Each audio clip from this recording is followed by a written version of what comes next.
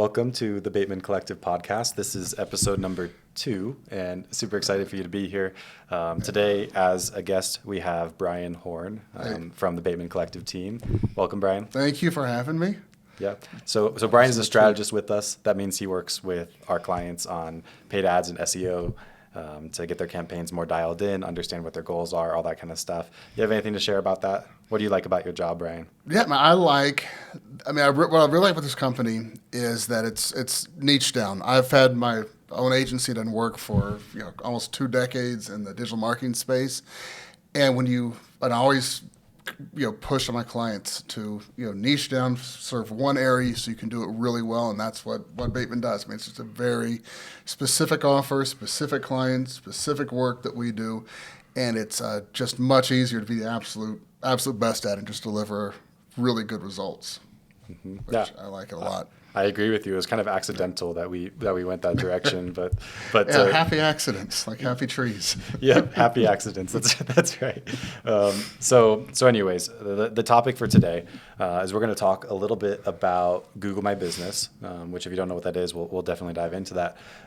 And basically, what does that mean for SEO? And we'll spend the bulk of what we're talking about reviews in Google My Business, which is one of the I guess bigger topics. Brian's been doing this for a while. He has a ton of experience learning how to get more reviews, how to get rid of negative reviews, what kind of things matter in reviews, how can you get better rankings with your Google My Business, all that kind of stuff. So anyways, that's what we have slated for today. So I guess to start off, for those that don't know, what is Google My Business and why does it matter? Yeah, Google My Business, you've seen them before. It's just basically a local business's results in Google. So if you type, sell my home fast for cash, and the little map pops up, and underneath the map you've got the 3 little options down there, or 3 options. That's each of those are your GMB profiles, or your Google My Business profile. That's basically what it is there. Each local business gets one automatically by Google. Usually they'll build it out if you don't from other sources, and it's up to you as a business owner, to go in and claim it, fill it out, and start managing it so you can beat out the other competition and come on top. Because those are, years ago, Google, I remember when Google first started those, and they weren't as important as they are now that they've become. Google really gives them a lot of weight. They put them at the top of the search results, usually just right under the first couple paid ads. So it's most cases on top of all other SEO results. And it's right there. It has your reviews, your phone number, address, all that good stuff right there. So it is usually first thing a lot of searchers will click, especially for local businesses. I assume for these also, I know I've done it with when I'm looking for restaurants or a plumber or anything else local, I barely make it past those GMB, Google My Business results, onto the organic stuff. So I'm sure that's very common with most other people now. It's certainly we've seen in the trends from our clients in terms of how many leads they get from different places. They get you'll get a lot of leads through your website, but Google My Business captures a lot of leads too. Yeah, it seems to be a similar number that'll find you on maps, and some of that depends on how well you rank there versus your website and normal organic rankings, of course. But it definitely matters. I mean, we're talking about probably at a minimum a third of leads here that come through GMB, and those are a lot easier to control the ranking on. Also, GMBs are much easier to rank on than other things, just because there's only a handful of things they're really looking at, and they're a little bit easier to control. Mm-hmm. And your Google My Business also affects the ranking of your website itself, right? A lot of, I don't know if it's that affects it, but having a strong, some of the things you do when you're building out that GMB, getting the links and having all your information right, and doing your name, address, your name, address, phone citations, or NAP citations everywhere. Though all that stuff will help bring it up, and your Google will see traffic going to your Google My Business profile, and we'll see people going through, looking at it, clicking it to call you and say, okay, this is a good business. People are calling them. They're sticking on the phone with them. We're going to push this one up higher than the other one that they look at and never call and bounce off of real quick and leave a bad review. Understood. Yeah, Yeah, absolutely. so they know everything that's going on. So to clarify one thing that you said, Yeah. for those that don't know, he mentioned NAP citations. That's kind of SEO jargon, I guess you could say. NAP Yeah. standing for name, address, phone number. Yeah. Basically, this is the concept that if you have your consistent name, address, and phone number of your business in a whole bunch of different places on the internet, that's a big credibility signal to Yeah, Google. it's basically showing just that Google, that you're a real business. Your name, phone number, and your address are consistent on all these big directory sites throughout the internet. So it's just it adds a level of trust. Yeah, for sure. And Google My Business being the single most important citation of them all. Right. That's So a big it's one. one of hundreds that we target with our clients, but it's definitely holds the most weight. Without it, Yeah. the other ones don't matter quite as much. Yeah. So what is, like when we're looking at ranking for the GMB, how important are reviews? Reviews are up there with the most important things. And the most critical thing is having your GMB profile structured the right way.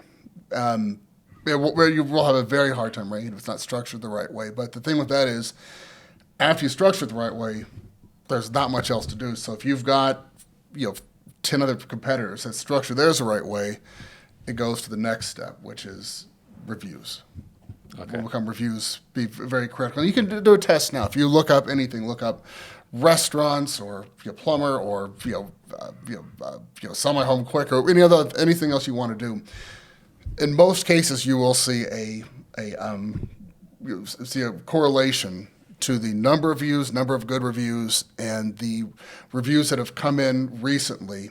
If you combine all things together, that's usually about what order they're in. Now, sometimes you'll look, and it'll be one that has 20 reviews on the top, then one that has 30, and then one that has 70, and then one that's a little less, may have some a little bit higher. If you see that, then look at the velocity of reviews as they're coming in, which ones have come in most recently. Because I'm an older company, it's been around for a long time, had a bunch of reviews. They've only gotten a couple in the last month. That may drop down versus a newer company that's only been around for a few months, but is getting 10, 20 reviews a month. That may start pushing it up. And we don't know for sure. Google guards that. So there's not a definitive rule to everything.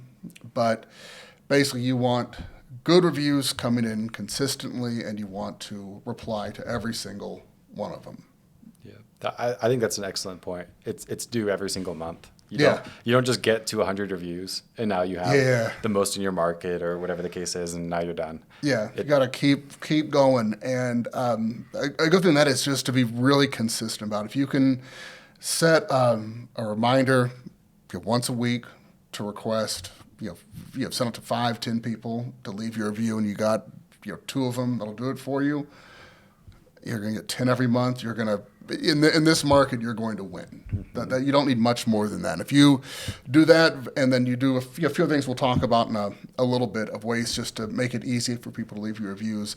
You have other ones that'll trickle in also, and you will win. Yeah, I absolutely agree on that. And I think it comes down to Google just wanting to find companies that have the right kind of credibility signals. Yeah. A lot of times we think, how do we game the algorithm? I just have to have the most reviews in my market. But you have to think, what would a reputable company do in Google's eyes? Yeah. That company would be consistently generating reviews over time, because reputable companies don't generate 50 reviews in 1 month and then never stop. generate a review again. Right. That's not a positive signal for Google that this is a legitimate company that they're comfortable sending traffic to. Yeah. And yes, they're going to consistently come in, and there'll be a pattern to them coming in. Also, if Google sees a huge unnatural spike, they'll know something's going on, and you'll probably not count it much or count them less. Understood. Yeah, and well, we can get into the review stuff. One thing I have seen, I just remembered this when I was looking at, it wasn't one of our clients, it was one of the competitors, and I was looking at their reviews, and I did notice the huge spike like that, a big spike, and you can go back in and you can look at each person leaving reviews and see how many reviews they've left and what type they've left and where they've left, and these were all ones that all left 5-star reviews for local businesses all over the country. For a plumber in Idaho and a mechanic in Orlando, the same day. So when they're doing that, it's fake. Somebody is paid for their reviews, and those are so easy for Google to spot. Even so, there's a lot of places that say they use VPNs and other methods to make it look like views being put in right next to that business, and it's not. I've seen the best ones at that, and they just Google can tell. If Netflix can tell you're using a VPN, I think Google can tell also, and where it's really coming from. Yeah, especially because review fraud is one of the biggest things that Google wants to get a hold on. I think let this be a lesson for everybody. You can't outsmart Google. Don't try. No, I tried early on, and every time you try, I got spanked. Yeah, well, and I know you used to own an SEO agency. Like close to 2 decades ago, and it's crazy because SEO has changed so much. For a while there, it was like all the companies that did really well. It was all about how are you gaming it. There's all black hat stuff. Was you go and we have our little group of SEO guys and who have the new, hotshot black hat method that would work, a new thing, and you do it for a little bit, then it gets on the forums and then blows up and completely stops working. And back in 2013, 2014 is when that really stopped. And you really had to focus on getting good back, having a good base site set up, doing good backlinks from reputable sites, taking your time. Where less is more. Mm-hmm, for sure. Versus lots. Yeah, and one other thing I wanted to touch on that I think you kind of alluded to, but I think there's a lot of misunderstandings on this in the industry. Is why do you even want good reviews? I think a lot of investors are assuming that the only reason is to look good and be authoritative. So your sellers that you're working with might look at you and they might see that you have 100 reviews and your competitors have 50 and therefore you're credible. Yeah. And that there is an effect of that. Yeah, for sure. I know for sure we have clients that are that will constantly cite their reviews as reasons sellers should work with them. And it's a really good credibility piece because people trust Google reviews quite a bit. Yeah, that's a good one for sure. Yeah, so that's important. But what people overlook is not only does it build a better impression for those that you're already in contact with, but you'll get in contact with more people. Oh, yeah. You'll get better rankings. So you'll show up places that you wouldn't have otherwise because it tells Google that you're authoritative, not just your sellers. Yeah. And that makes a big difference. Right. As you get more, Google's going to say, okay, let's test this guy out. We're going to move him up a little bit, see how he does since he's got such good reviews. And then they look at like the click-through rate in your GMB profile. So look at that. So okay, for every time we put it up for this word for sell my home fast, and he's in the number one. He's in the number 2 spot. Number 1 spot's this other guy. Competitor number 1 spot. People click on it, look around, read some reviews, then go down checkout number 2, read some reviews, click around, and press the click to call or checkout website. And then if they're using Chrome, they say, okay, what did he do on his website? He went to this homepage for a little bit, then went here, and then filled out the contact form. Let's try this guy out for some more terms because he's doing good. The people that we send to him for sell my home fast are working. Let's get him for quick cash for home. Let's test him out for that, and I'll start testing out for more based on that the click-through rate inside your GMB profile. Mm-hmm. So as you do better in there, they push you up for more and more, and the reviews are a big piece of what triggers all of that. Mm-hmm. So the more reviews, the better, and the velocity and consistency that they come in. Mm-hmm. And for everybody's information, Brian's not making up stuff here. Like this is like official published Google stuff. I can't remember. Do you remember what update it was when they started to actually measure user metrics as a way to? It was a few years ago when I first really became aware of it. And there are, just to make sure, I'm going to just let everybody know the black hat stuff also just not to do because if they go start Googling this, they might get sucked into these things. Yeah, there are tools out there and services that are called CTR manipulation tools. And they're basically is software that runs on a bunch of people's different cell phones and desktops in the background and goes through like VPNs and goes through and does a search for your keyword, then goes through your competitors, doesn't like them, goes to yours, clicks through, goes to your website, and fills out a form on your website.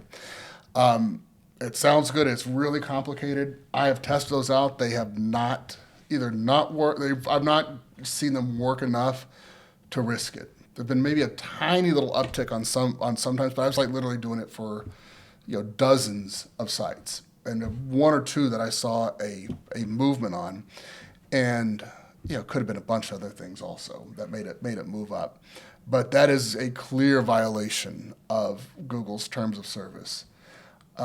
If you're doing something like that, just do it. Get a fake GMB some other fake address or something like that. Don't use it as your main business to keep it completely separate. And just put up a page to capture leads if you want to test things like that.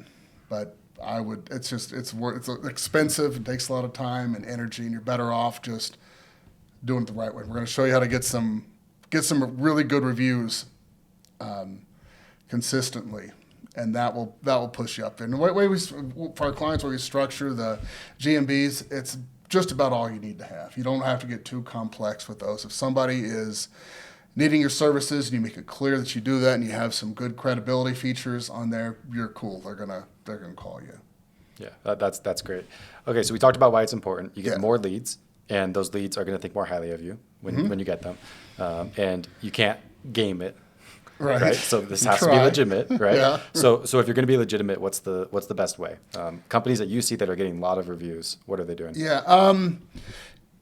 A couple of things. One, there's some businesses that are just set up to get a ton of reviews, like a restaurant or an ice cream shop or something like that. Everything that comes through, they have the QR code. They give you a free topping if you leave us a review, and you take a picture of it and leave a review.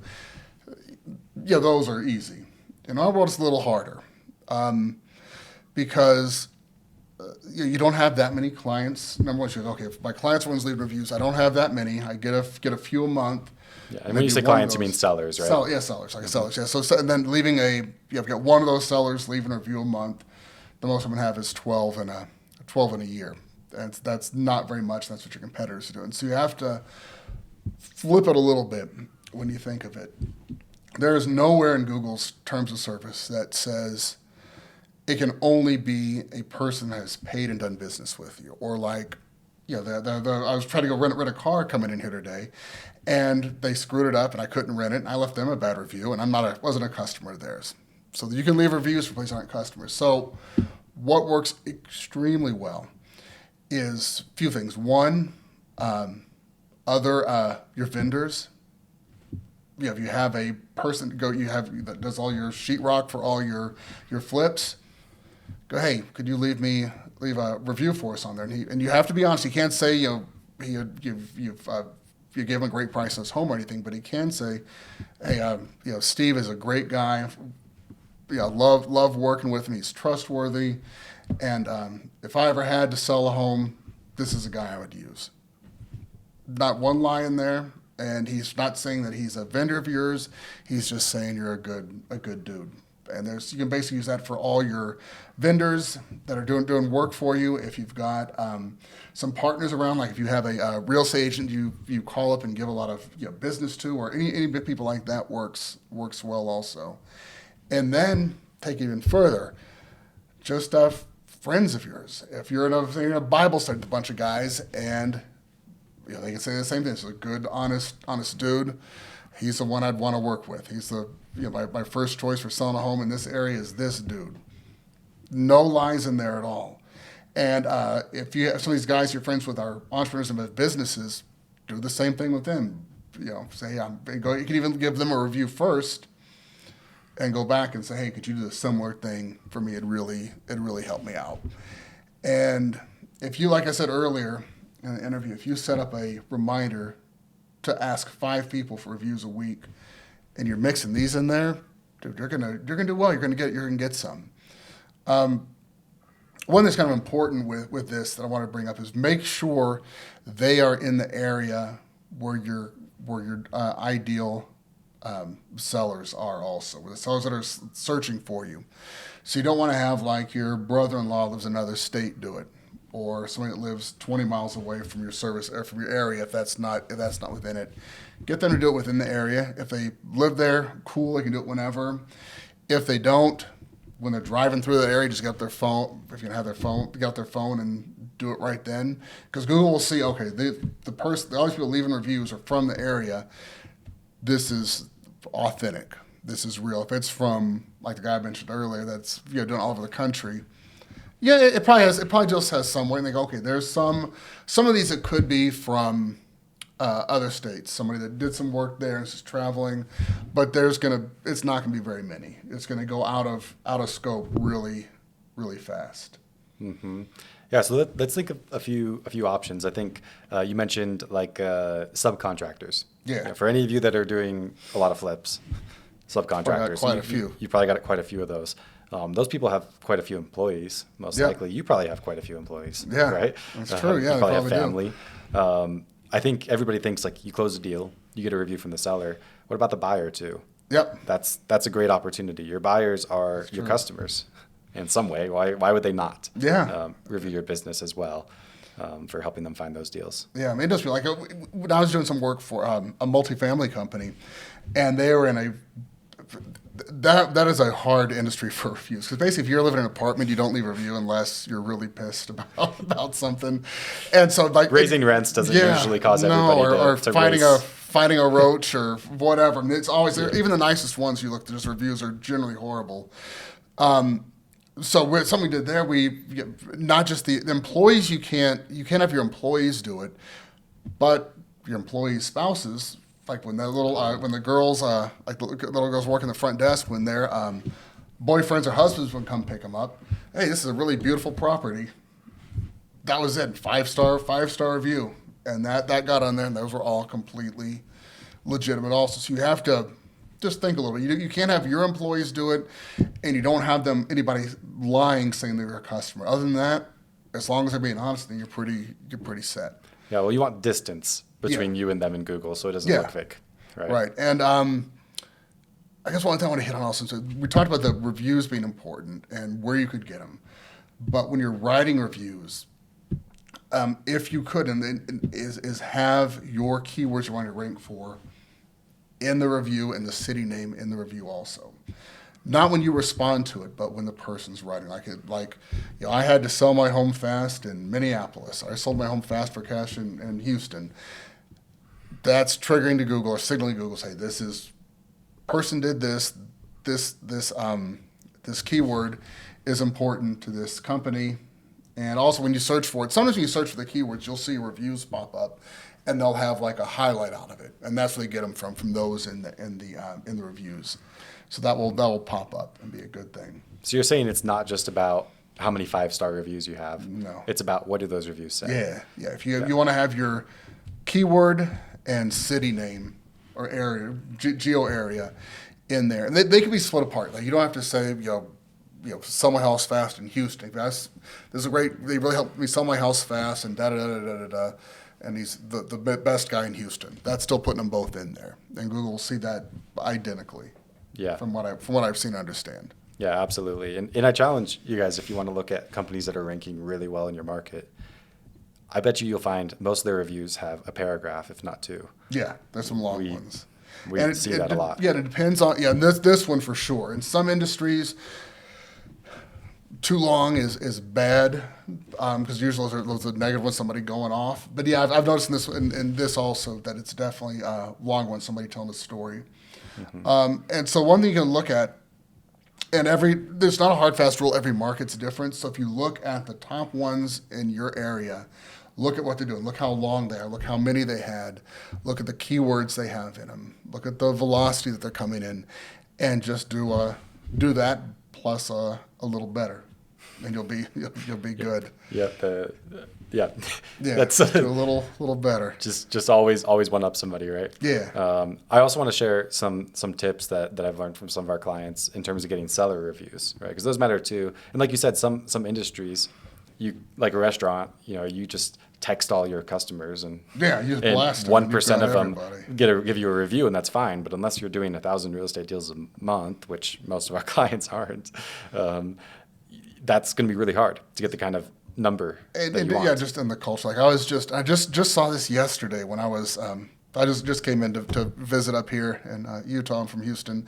And I was getting my daughter likes crumble cookies, so I was getting her some cookies before we left, and I saw on there they go my review. They had like 30,000 reviews, and this one just didn't even open a year ago. They've built that in the culture. They just get tons of reviews, and they are at you for leaving reviews and sharing on social media and everything. But so the other point, the thing about selling the house also, I ran into this when I did some SEO stuff for a bankruptcy company or bankruptcy consultant that help people get out of bankruptcy. Some people are embarrassed. They're having to sell their house because they got divorced and went bankrupt. They could be embarrassed, so maybe a little harder to get them to publish. I don't know if they're seeing that as much, but I've seen that in other industries particularly in the bankruptcy one, but also in family law. I did some work for the people in family law. It was hard to get them to go, no, you helped get my kids back after I got caught with drugs. Thank you so much.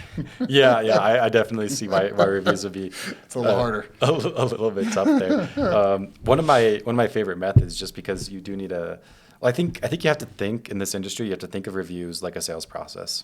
It's not like I just texted them and asked them to give a review, therefore we did it, right? Yeah. Crumble Cookies can do that and get 30,000 reviews. You can't do that as a real estate investor. And so we measured with a few of our clients basically what percentage of their deals turn into reviews. And by the way, if you're trying to hold your team accountable to this, you want to get more deals, or you want to get more reviews from your deals, it's a great metric to measure. How many deals did we do this month? How many of those sellers left us a review? And you could say buyers too, right? On top of like what you're doing to reach out to vendors and stuff like that. But one of our companies had the highest. They were about 75% on that. And they had tried all kinds of stuff. They had tried like, we'll give you a gift card if you give us a review, and that kind of stuff can work. Yeah. So what this company found worked really well for them is they had a mission, and their mission was to improve lives by delivering creative real estate solutions. Mm-hmm. So that's kind of what they told their employees. That's what they told their sellers, all that kind of stuff.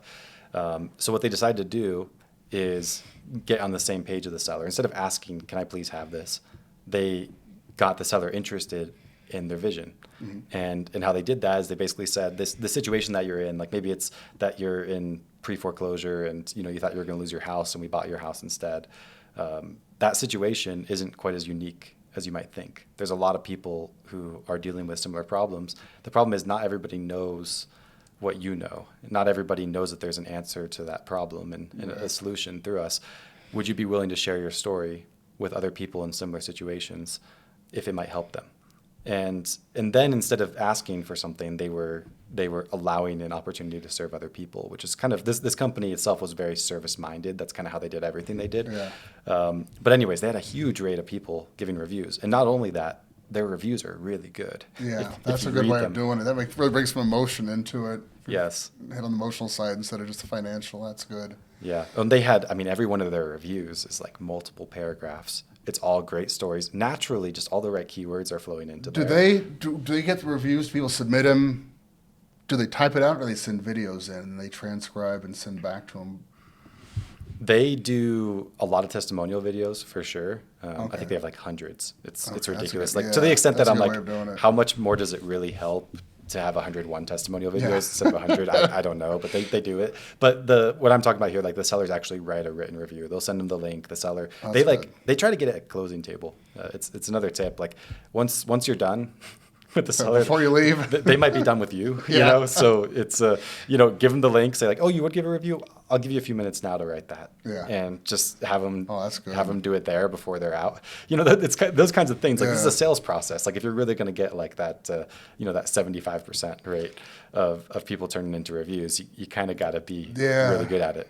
That's good. Yeah. And kind of building on that, something that I suggested also is to either you could even just write the reviews for people also, and that way you can write something exactly what you want to and have your keywords in there, and you send to them and say, hey, here's a sample review. Use as much of it or as little as you want.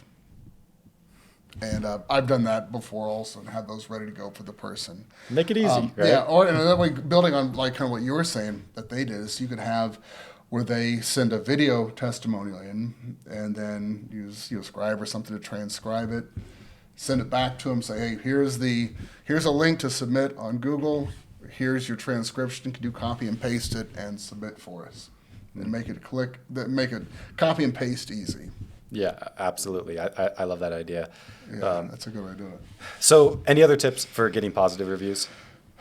I think we hit on. I think we hit on all those. Those are as far as unique ways of getting. We're thinking outside the box. That's the way to. That's a good way to do it. Other than that, what I was just saying, you want to make it easy. You want to have a link like in the signature of your email. Have a link on your website. Have a link in your social media. Have it wherever people are looking for it. They could click that, and goes right to the leave a review link. And we can put up. We want to share some stuff. We can do a notes for this episode. Whatever. I'll definitely put in instructions on how to get a link to go right to open up your review. Because most times you just give them a link to your Google My Business profile. They have to click on that, click on reviews, click on leave a review, and then type it. And it's several steps in there, and you lose people. You'll just lose people every time versus just giving them one click, pops up, logs them into Google. They put their information in, and that's it. The one thing to be aware of, though, and I'm not sure if this is a big of a deal in this industry. I've not seen as much as I have seen others, but you have to have a Google profile to submit. If you don't have a Google profile, you can't submit anything. So what I always did to back up, we ran this a lot in the multifamily industry for the tenants, is that they weren't on Google, but they were all on Facebook. So we had secondary say, okay, not on Google, okay, leave us a review on Facebook. Yeah, which matters too, because Yeah. Google sees that. Yeah, Google sees that in your GMB. Yeah. It shows that also, and in some cases. Yeah, yeah, and it's natural. It's only natural to have Yeah. some reviews some other places. So let's talk about everybody's nightmare, the thing that ruins their day. You sent direct mail to your list, and then somebody has decided that you just personally offended them by Yes. mailing them, I hate you. and they go in and they leave a negative review. Yes. Maybe they never worked with you or something like that. Is there anything you could do about that kind of stuff? Yeah, I was gonna. Yeah, for sure. There's a few things. I was like, God, I think it was yesterday. I was reading a story of a restaurant in. I think it was in California, and somebody walked in and had like a MAGA hat on, and the chef walked out of the back and threw him out, and then they got trading on social. And they got blasted. This happened a couple of years ago, and they got just blasted on social media and had their account frozen where they weren't allowing reviews anymore, and the chef ended up leaving and doing other stuff. But yeah, you can. There's definitely that happens, and Google's aware of when that happens, or can be, and they don't want you to get reviews that are not from real people dealing with your business. So you can. If there's a negative review, or any reviews, you'll see off to the right-hand side. There's a little symbol. If you click on that, you can report. It says report review, I believe, and you click on that, and it gives you options of why you want to report it. Few things on there. One, from what I've seen, Google is very sensitive to any type of protected group. If there's any type of word at all that could be, even if it's not negative. I've talked to this mean woman on the phone. You can get that removed in a second. You can say it's sexist, they will remove it. If they mention race in any way, you get that one removed. We had somebody. It was literally. They just mentioned there was an Indian manager at one of these apartment complexes. Then they had completely valid complaints the rest of the way. I said, "Oh, it's racist." They said Indian, wiped out. So you can't get those wiped out.